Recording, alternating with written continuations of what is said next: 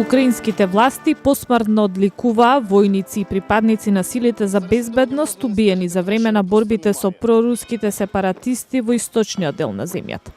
На плоштадот Свети Михаил во Киев се одржа церемонија за оддавање чест на оние кои починале пред 2 години во и околу градот Иловајск. Според властите, 366 украински војници и полицајци беа убиени во речиси едномесечната битка која започна на 7 август 2014.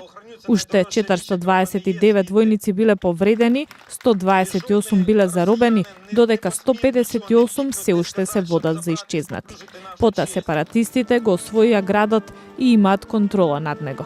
И покрај договорениот прекин на огнот во февруари 2015 во Минск, борбите продолжуваат, а има жртви и на двете страни.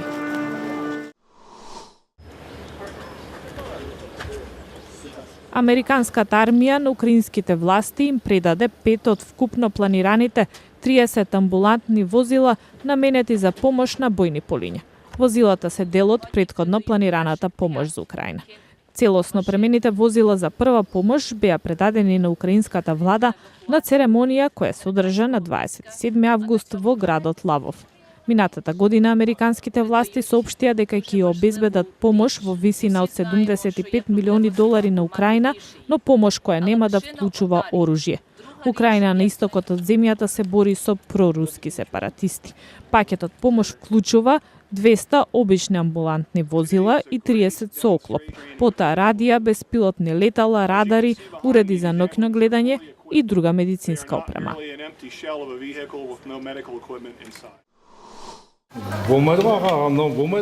Десетици пензионери во Казахстан потпиша апел до преседателот на државата Нурсултан Назарбаев, повикувајќи го да обезбеди владење на правото.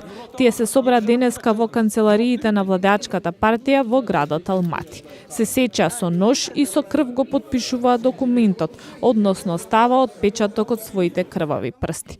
Групата пензионери вели дека веќе 10 години бараат одговори на многу прашања од партијата, судовите и обвинителите, но не добиваат одговори. Официјален представник на партијата изјави дека групата ќе добија одговор на последниот протест во рок од 10 дена.